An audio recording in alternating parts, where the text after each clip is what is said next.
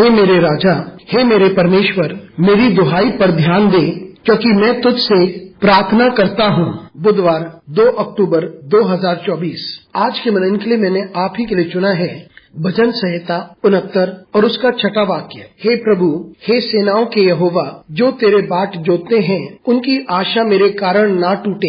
हे Israel के परमेश्वर, जो तुझे ढूंढते हैं उनका मुंह मेरे कारण काला ना हो। आपका दिन आशीषित हो। हमें परमेश्वर के दास होने की बुलाहट मिली है और जो लोग हमारे द्वारा परमेश्वर पर विश्वास करते हैं वे शर्मिंदा ना हो। आइए इस वाक्य पर मनन करते हैं। आज की सुबह का विषय है वे लोग जो परमेश्वर पर अपनी आशा टिकाए रखते हैं। दाऊद के इस भजन में हम देखते हैं कि दाऊद अपने सबसे बुरे समय में परमेश्वर को निहारता है। वे कठिनाइयों से होकर गुजरता है और उसे लगता है कि उसके विरुद्ध बहुत सारे लोग खड़े हुए हैं। बहुत से हैं जो उससे घृणा करते हैं और बहुत से ऐसे भी हैं जो चाहते हैं कि वे संपूर्णता नष्ट हो जाए। इन सारी परिस्थितियों के बावजूद दाऊद परमेश्वर को निहारता है, क्योंकि वे जानता है कि परमेश्वर उसकी चट्टान है और उसका बल है। इस वाक्य में बड़े ध्यान से दाऊद बात करता है उन लोगों के बारे में जो परमेश्वर पर अपनी आशा टिकाए रखते हैं और अपने विश्वास को उसी पर रखते हैं। और वो लोग इसलिए करते हैं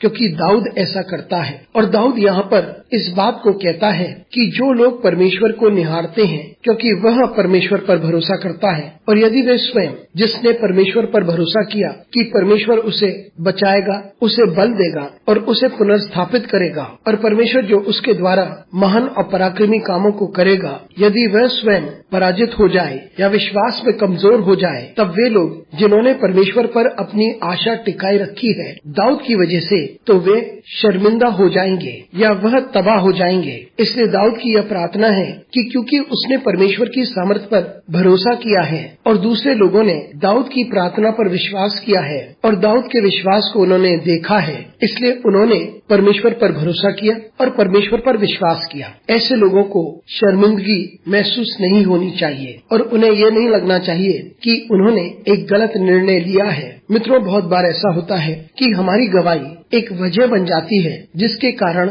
बहुत से लोग परमेश्वर के पास आते हैं। और यदि हमारे स्वयं की जिंदगी तबाह हो जाती है और हमें लगता है कि परमेश्वर ने हमें त्याग दिया है और दूसरे लोगों को लगता है कि परमेश्वर हमारे साथ नहीं बना रहा, वे अपने विश्वास को खो सकते हैं। लेकिन हमारी जिंदगी हमेशा एक गवाही के रूप में खड़ी रहे। हम हमेशा परमेश्वर की भलाई को अनुभव करते रहें और लोग इसे देख सकें और इस बात पर विश्वास करें कि परमेश्वर अपने लोगों को कभी नहीं त्यागता है। अनुग्रहकारी परमेश्वर स्वर्गीय पिता, हमारी सहायता कर परमेश्वर, ताकि हम निरंतर तुझे निहारें और महान आशीषों का अनुभव करें। यीशु मसीह के नाम से मांगते हैं, आमीन।